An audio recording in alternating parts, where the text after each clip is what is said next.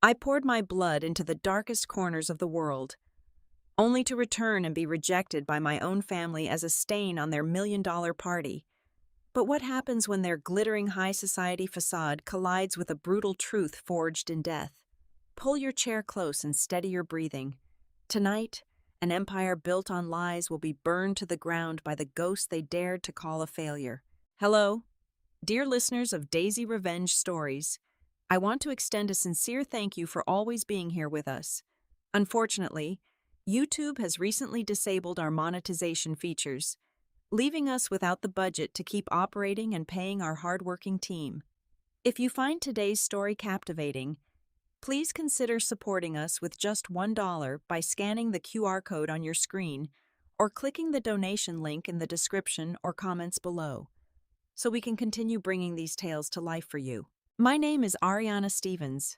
The heater in my battered Ford Raptor had died somewhere past Denver, but the biting cold of the worst aspen blizzard in a decade was nothing compared to the chill waiting for me at the end of the driveway. Through the heavy, swirling snow, the outline of my mother's multi-million-dollar glass mansion glowed like a sterile, untouchable fortress against the dark mountainside. The sprawling estate was a monument to Beatrice Stevens, a woman who valued appearances above breathing. I killed the engine, the sudden silence heavy in the cab. My hands, calloused and split at the knuckles, gripped the steering wheel for a long moment. I had just spent the last 4 weeks operating in the suffocating, humid jungles of South America.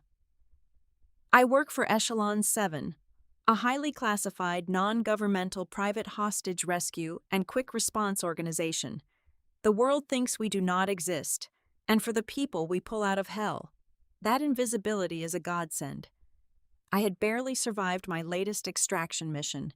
Every muscle in my body screamed for rest, for a hearth, for a sliver of warmth. But there is no warmth for me here. There never was.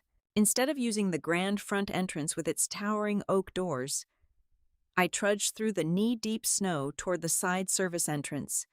It did not matter. Before I could even reach for the brass handle, the heavy door swung outward. Beatrice stood there in a pristine cream cashmere sweater, holding a steaming mug of expensive herbal tea. The warm yellow light from the hallway spilled over her perfect posture, but her eyes were absolute ice. Her gaze raked over my snow-caked tactical jacket, pausing on the dried mud and faint rust-colored stains that I had not had time to scrub out. Her upper lip curled in naked disgust. She stepped squarely into the doorway, becoming a physical barricade between me and the warmth of the house. "Do not even think about stepping on my custom-imported rugs in those filthy boots," Beatrice snapped, her voice barely rising above the howling wind, yet sharp enough to cut right through it. I just had the main hall professionally cleaned and staged by the best designers in the state. I looked at her, the exhaustion pressing down on my shoulders like physical lead. I did not ask for a hug. I did not ask for a motherly welcome home after brushing past death. I just wanted to close a door behind me and sleep. "I will use the back stairs," I said, my voice hoarse from swallowing jungle dust and screaming over gunfire for days on end. "You will do more than use the back stairs," she ordered, crossing her arms tightly. "You will be completely invisible for the next 3 days. Do you hear me? Invisible. Your sister is hosting a VIP party this weekend. Chloe is officially launching her new technology investment fund. And more importantly, she is introducing her perfect fiancé to our circles. He is a prestigious Navy SEAL officer, a real American hero. The last thing she needs is her vagabond. Failure of an older sister wandering around looking like a homeless mercenary and embarrassing this family in front of Silicon Valley elites. A real hero. The irony tasted like copper in my dry mouth. But I did not argue. I never did. I simply nodded, slipped past her into the freezing mudroom, and began unlacing my boots with numb fingers. I walked up the narrow, creaking servant stairs in my damp socks. This habit of silent endurance was an old, heavy ghost, born from years of Beatrice's relentless psychological manipulation. Ever since I was a teenager, she had masterfully woven a narrative of guilt around my neck. constantly blaming me for the sudden heart attack that took my father from us many years ago. It was a weight I carried into every war zone, a phantom debt I felt I had to pay by simply taking the abuse and staying out of sight. I reached the cramped, unheated attic room they kept for me. It was little more than a dusty storage closet with a narrow cot pushed against a slanted, drafty window. I dropped my heavy canvas duffel bag on the floor and sat on the edge of the mattress. The rusted springs groaned under my weight. Slowly, methodically, I unzipped my tactical jacket and peeled off the damp thermal layers beneath. The freezing room air hit my skin, bringing a sharp, grounding sting to my left shoulder.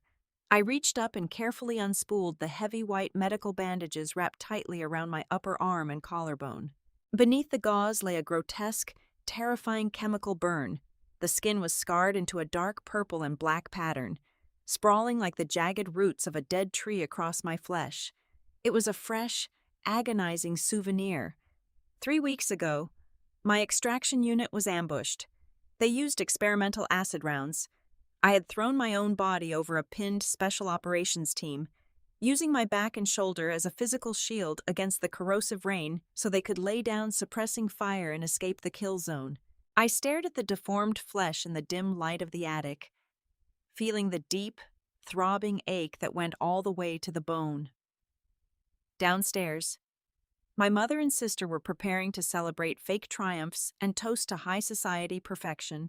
Up here, in the freezing dark, I sat alone with the brutal, ugly truth of what it actually takes to keep their world safe. The freezing temperature in the attic eventually seeped through my heavy tactical pants, gnawing at my already aching joints. Sleep was impossible. I needed the small oil heater I had seen stashed in the basement during my last brief, unwelcome visit 2 years ago. Moving with the silent, deliberate steps drilled into me by countless covert infiltrations, I navigated the darkened hallways. The glass mansion was asleep, save for the howling blizzard battering the reinforced windows.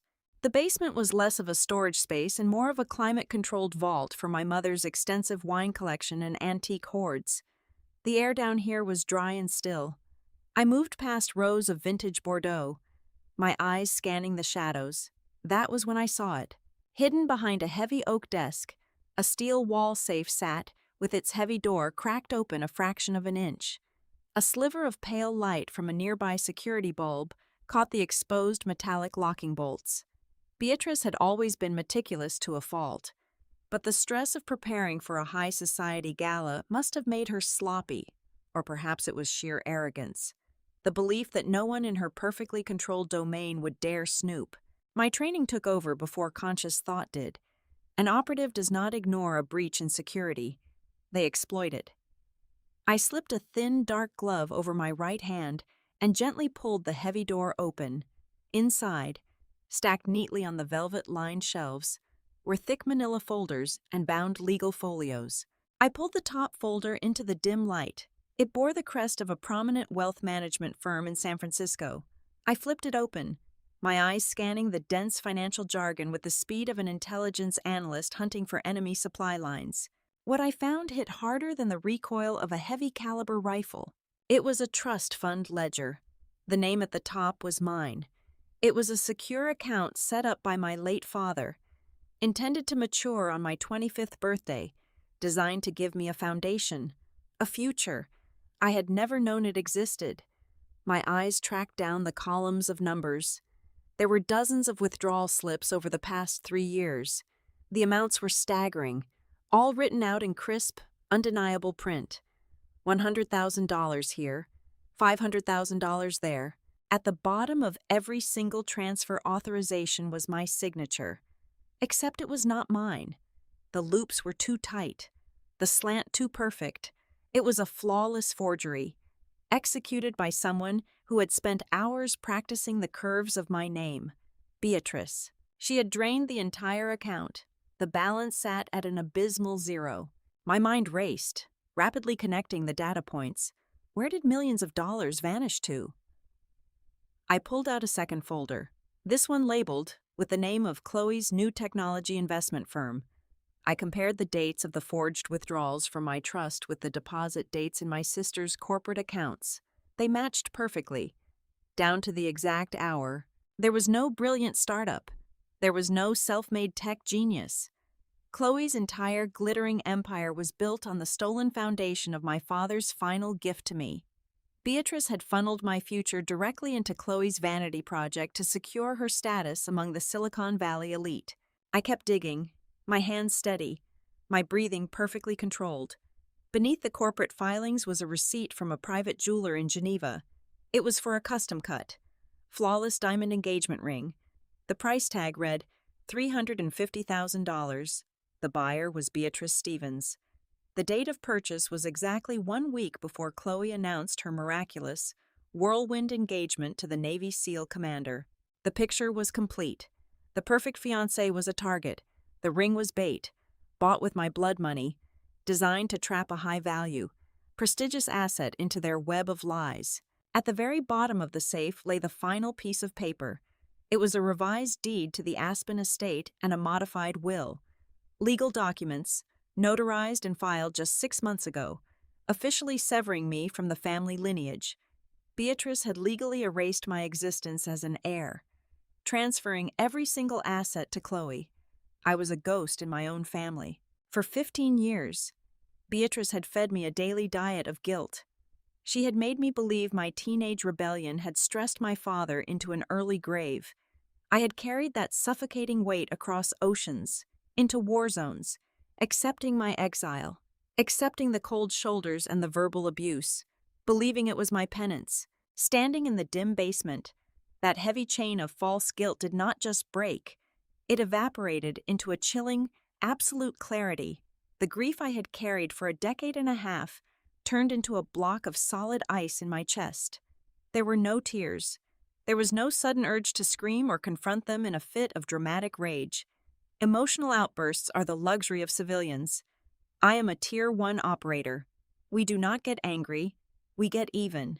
I carefully extracted the most damning bank statement, the one featuring the largest forged transfer and the matching deposit slip for Chloe's company. I folded the heavy paper into a precise square and slid it deep into the tactical pocket of my cargo pants.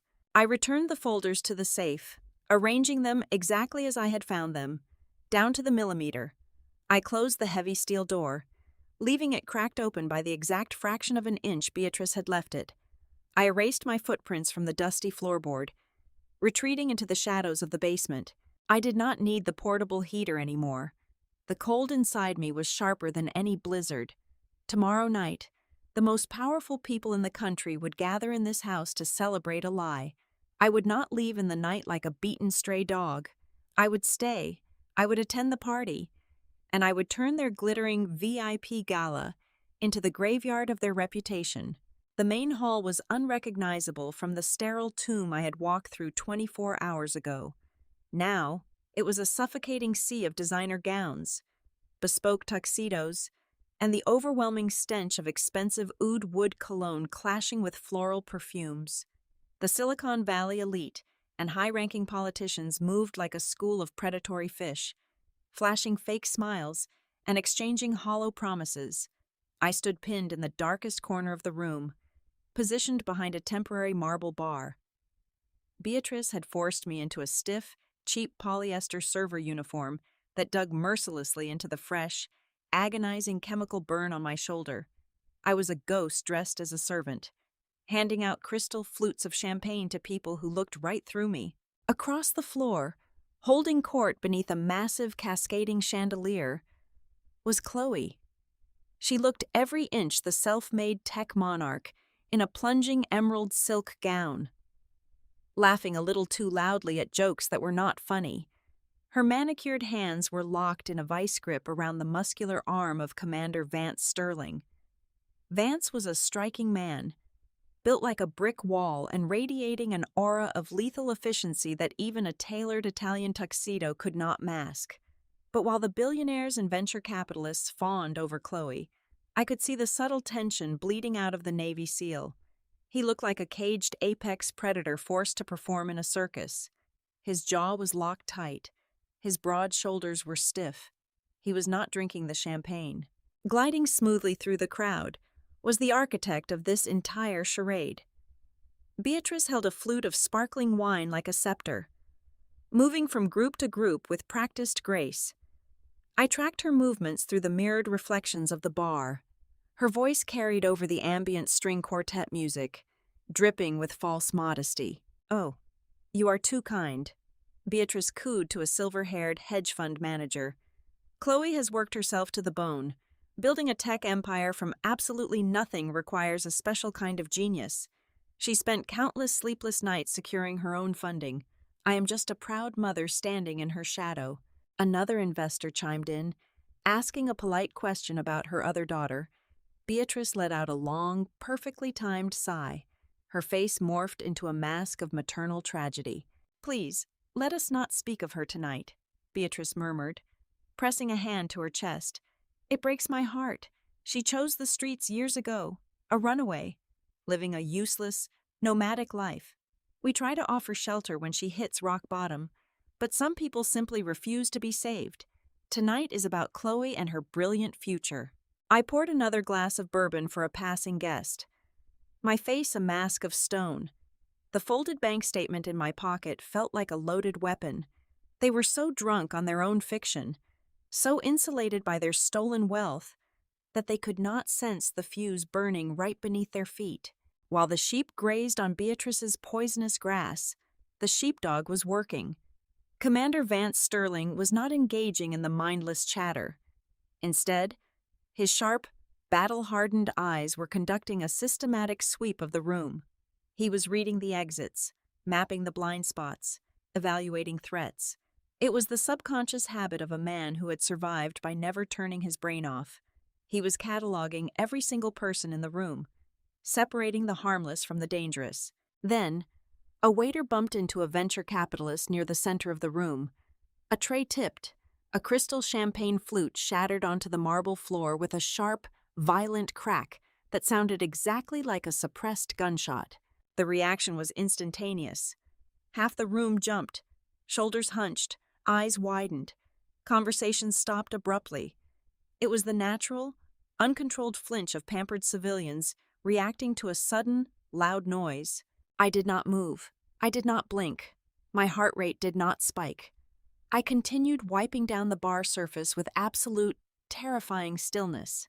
From across the room, Vance's sweeping gaze snapped toward the sound, but his eyes did not stay on the broken glass. They locked onto me. Through the sea of moving bodies, our lines of sight connected. The air between us seemed to turn into a vacuum. I saw the immediate shift in his posture. The polite boredom vanished, replaced by the hyper-focused intensity of a soldier recognizing something deeply out of place. He was no longer looking at a cheap bartender. He was reading my physical language. He noticed how I had positioned myself. My back was pressed flat against the structural pillar, ensuring no one could approach from behind. My weight was shifted entirely onto the balls of my feet, primed for explosive movement. My chin was tucked slightly, protecting my throat, and my eyes were not looking at the guests. They were continuously bouncing between the four main exits of the hall. It was the textbook defensive posture of a Tier 1 operator holding a perimeter. I knew he saw it. He knew I knew he saw it. It was a silent conversation spoken in a language only those who have lived in the shadows could understand. Chloe, oblivious to the silent, invisible connection happening right over her head, tugged violently on Vance's sleeve. She leaned against his chest, lifting her left hand to catch the light of the chandelier. The enormous $350,000 diamond ring, bought with my stolen inheritance, flashed brilliantly. "Darling, the governor wants to know where we are planning to spend our honeymoon," Chloe said, her voice dripping with artificial sweetness. "I was thinking the Maldives. What do you think?" Vance did not look at the ring. He did not look at Chloe. He let out a low, non-committal grunt, his jaw muscles feathering as he clenched his teeth. His cold, analyzing stare remained fixed on the dark corner where I stood. He slowly pulled his arm out of Chloe's grasp, stepping half a pace away from her. His mind was working at lightning speed, processing the glaring anomalies, the fraudulent numbers of the tech fund he had likely already investigated, the ridiculous story of the self-made billionaire, the mother's pathetic lies about a homeless daughter, and now, a highly trained, combat-ready operative disguised as a servant in their own home. The pieces of the puzzle were ugly, jagged, and soaked in deception. Vance Sterling was a man trained to hunt predators in the dark, and looking at the glittering elite surrounding him, he had just realized the real threat was not hiding in a war zone.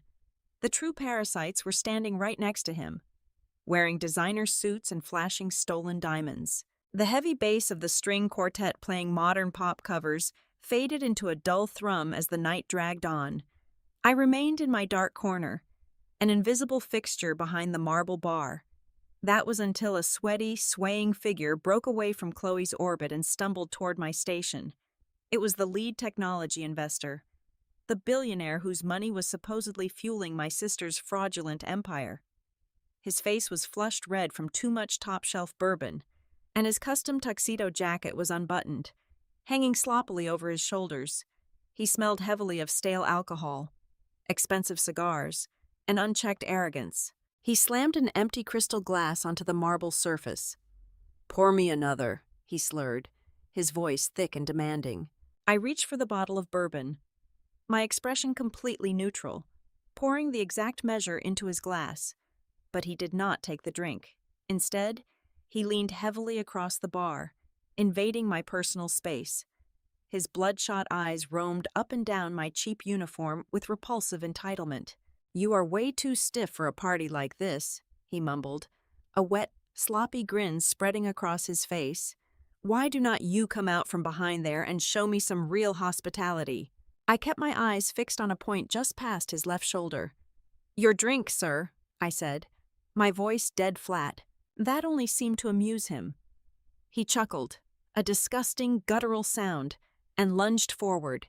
His thick, clammy fingers clamped down hard around my left forearm. He squeezed tightly, his nails digging into the cheap polyester fabric of my sleeve. He tried to yank me forward, putting a sharp strain on the seam near my shoulder. Time immediately dilated. The noise of the party evaporated into white noise.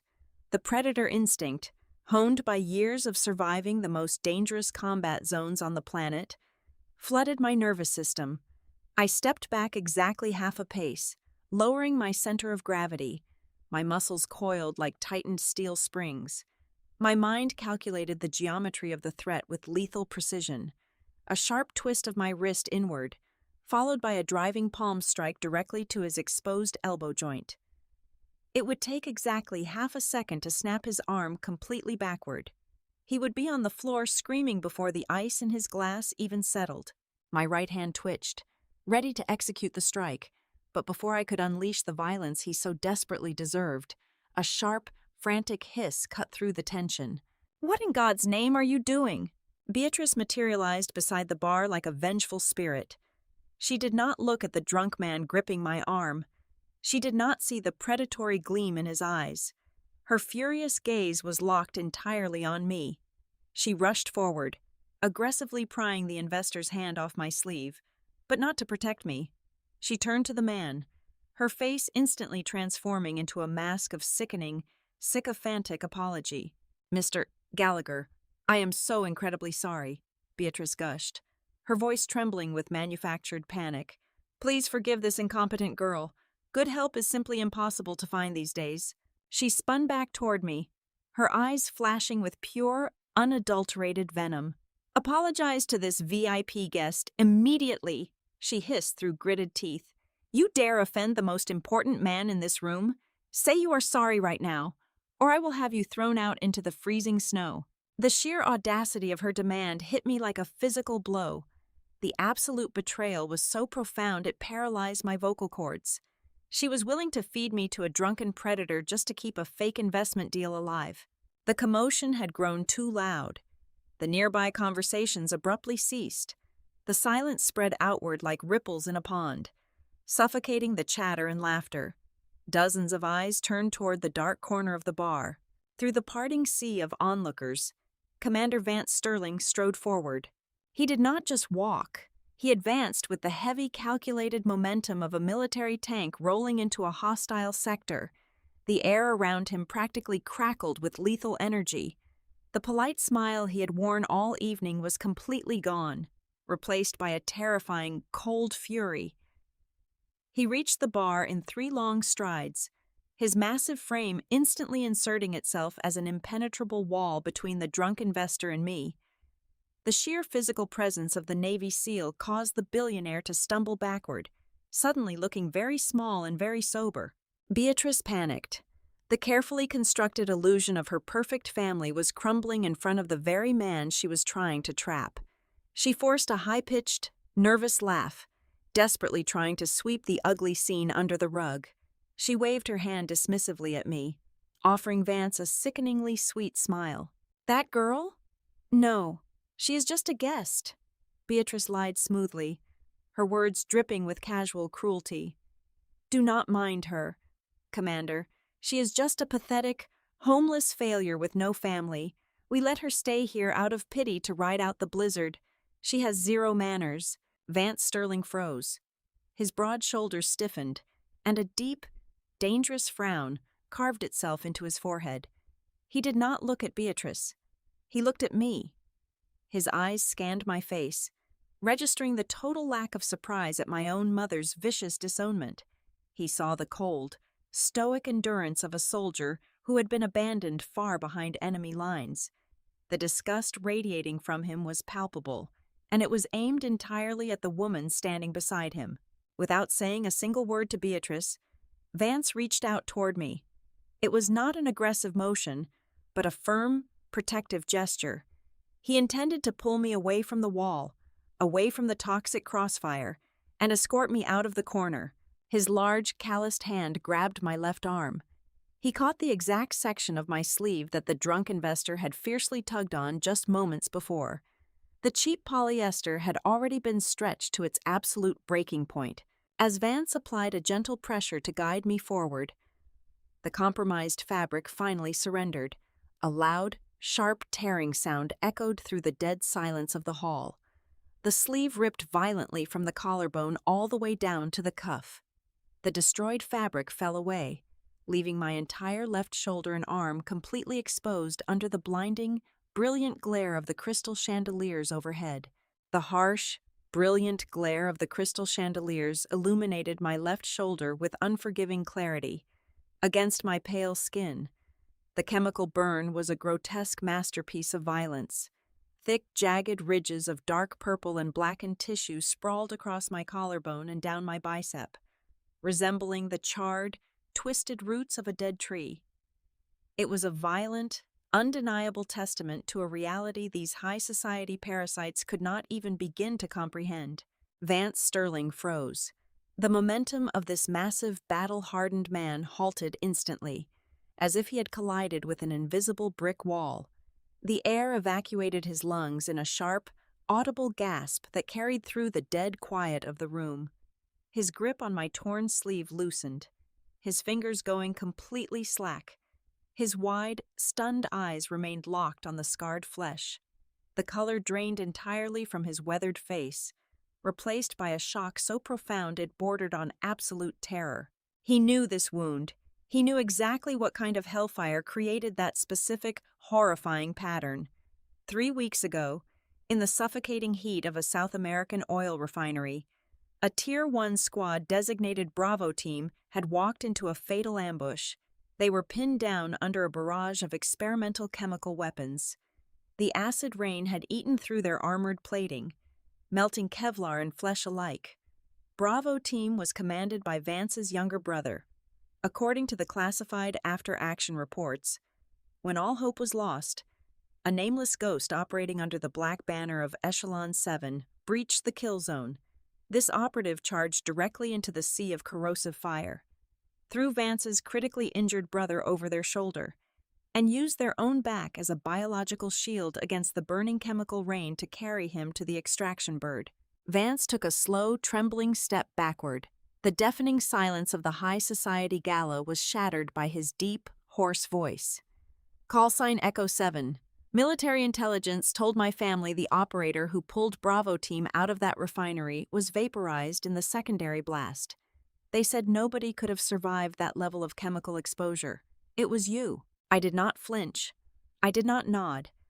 I kept my eyes locked perfectly dead center with his, my breathing slow and measured, moving with deliberate, agonizing slowness. I reached across my body with my right hand.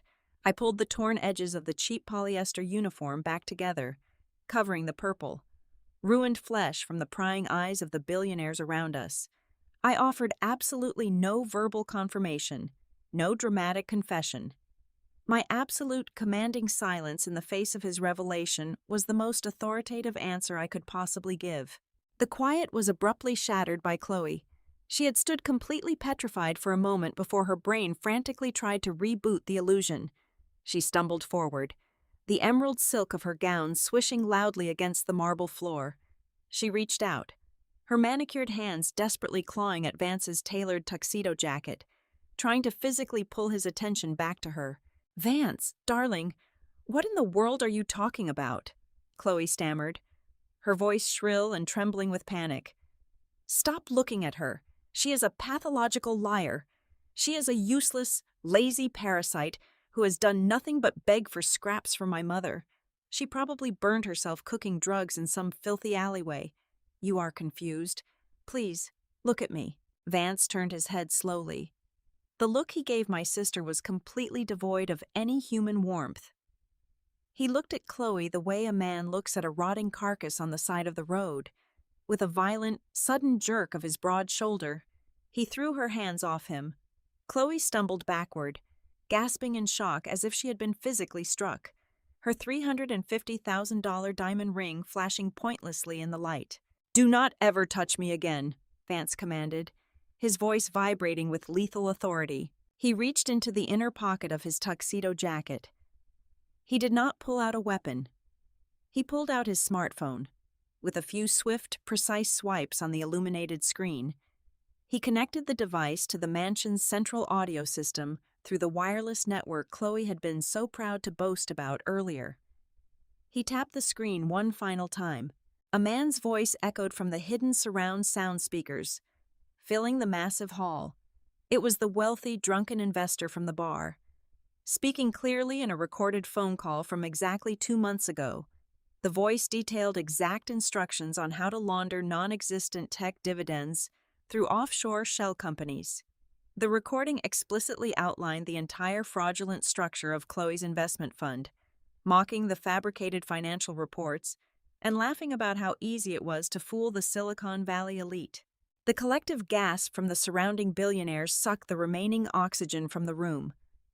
Venture capitalists began backing away from Chloe as if she were carrying a highly infectious disease. Beatrice stood frozen, her jaw unhinged, her face the color of wet ash. Vance slipped the phone back into his pocket, his eyes burning with righteous, unyielding fury, as he stared down the 2 women who had orchestrated this entire circus. "You thought you had trapped a prestigious military asset to legitimize your little criminal enterprise," Vance said, his voice echoing off the glass walls. "You thought I was your perfect, naive trophy husband, a shiny medal to pin on your fraudulent company. I have known your technology fund was a massive Ponzi scheme since day one. I spent the last 6 months embedded in this pathetic family solely to gather wire fraud evidence for the Federal Bureau of Investigation.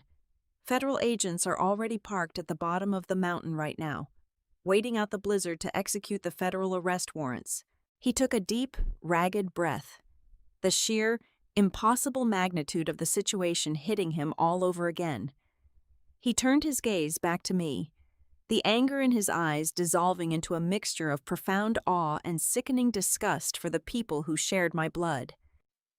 "I just never could have imagined the truth," Vance whispered, though his voice carried clearly through the terrified silence. "I was tracking the millions of dollars you 2 stole to fund this pathetic charade. I never knew the primary victim you were draining dry was the very same guardian angel who sacrificed her own flesh to keep my little brother breathing." The revelation hung in the air, a guillotine waiting to drop. I reached into the deep pocket of my tactical pants and pulled out the perfectly folded square of paper I had liberated from the basement vault. With a sharp flick of my wrist, I tossed the heavy financial documents onto the center of the nearest display table, right over a spread of expensive hors d'oeuvres. "There is the rest of your evidence, Commander," I said, my voice cutting through the silence like a scalpel. Bank statements, wire transfers, and the forged signature my mother used to liquidate my entire trust fund to build this magnificent empire of dirt. The venture capitalists, men and women who guarded their wealth with ruthless paranoia, surged forward to look. It took them less than 10 seconds to process the ink on the pages. The panic was instantaneous. The elegant, refined atmosphere shattered into absolute chaos. Cell phones were yanked from designer pockets. Shouts demanding legal counsel and immediate asset freezes drowned out the soft string music. The elite were scrambling, desperate to untangle themselves from the sinking ship of Beatrice's creation. Chloe was breathing rapidly, her eyes darting around the room as her world evaporated. She reached for Vance again, her last remaining lifeline, but Vance was already moving. He grabbed her left hand with terrifying speed, his grip like a steel vise. He did not ask for the $350,000 ring back. He stripped it from her finger with a violent, upward yank. Chloe screamed as the metal scraped over her knuckle. Vance turned toward Beatrice, who was clutching her crystal champagne flute like a shield. With a flick of his wrist, he tossed the massive diamond. It landed directly in her glass with a sharp splash, sinking to the bottom of the bubbling wine like a heavy stone. "I would rather marry a war widow than be a son-in-law in a family of parasites," Vance roared, his voice shaking the glass walls of the mansion. The finality of his words broke Chloe completely. Her legs gave out. She collapsed onto the polished marble floor, the luxurious emerald silk of her gown pooling around her like dirty water. She scrambled forward on her hands and knees, sobbing hysterically, her carefully styled hair falling into a messy tangle. She grabbed frantically at the fabric of Vance's tuxedo pants, begging him to stay, promising him she could explain. He looked down at her with absolute disgust and simply kicked his leg free, sending her sprawling onto the ground. The image of the untouchable, genius businesswoman was gone forever, replaced by a pathetic, weeping fraud. Beatrice watched her golden child grovel on the floor. Her eyes darted from the furious investors to the door, and finally, to me. The realization that she had lost everything. Her money, her status, her stolen estate, crashed down upon her. Her face contorted into a mask of desperate, sickening manipulation. She began to tremble, forcing a single pathetic tear to roll down her perfectly powdered cheek. "Ariana," Beatrice choked out, reaching a trembling hand toward me. "Daughter, please, you have to tell them it is a misunderstanding. We are family. We are your blood." I reached into my pocket one last time and pulled out the fraudulent deed to the house, the document that legally erased me from her life. I let it flutter from my fingers. As it hit the polished floor, I stepped forward, bringing the heavy, mud-stained heel of my tactical boot down squarely on the center of the page. I crushed it against the marble, leaving a permanent, filthy scar over her signature. I looked straight into her terrified eyes and offered her the coldest, most genuine smile I had ever given her. "Thank you for reminding me earlier," I said softly, ensuring every single syllable hit her like a physical blow. "I am just a guest." I turned my back on them. I did not wait for an escort, but Vance was already moving, his massive frame acting as a battering ram. He stepped ahead of me, his broad shoulders easily parting the sea of panicked billionaires and shouting investors. He cleared a path directly through the center of the grand hall, leading me straight toward the towering oak front doors, the very doors my mother had strictly forbidden me from using. Vance pushed the heavy doors open, and the freezing night air rushed into the stifling, perfume-soaked room. Outside, the blizzard had finally broken, the wind had died down, leaving a thick, pristine blanket of white snow over the world. The sky was crystal clear, exposing a sea of cold, indifferent stars. I walked down the sweeping front steps, the icy air soothing the burning agony in my shoulder. I climbed into the cab of my battered Ford Raptor and turned the key. The heavy engine roared to life, a beautiful, mechanical symphony of pure freedom. Before I shifted into gear, I looked in the side mirror. Standing at the top of the grand staircase, illuminated by the warm, chaotic light spilling from the ruined mansion, was Vance Sterling. He stood at strict attention, raising his right hand in a sharp, flawless military salute. I did not smile. I did not wave. I simply shifted into drive and pressed my foot heavily onto the gas pedal. The heavy tires gripped the snow, pulling me away from the glowing glass cage. Behind me, the estate was drowning in the screams of the law and the total collapse of a dynasty. I drove forward into the dark, silent mountains, forever leaving that toxic bloodline buried in the snow. Thank you so much for listening to today's story on Daisy Revenge Stories. I would love to know where you are listening from, so please share your city or country in the comments below. If you found today's tale of justice satisfying, please consider helping us out with just a $1 donation. You can scan the QR code on your screen or use the donation link in the description or the pinned comment. Your support is the only way we can pay our hardworking team, helping them feed their families and allowing us to keep creating these amazing stories for you. Thank you again, and have a wonderful day.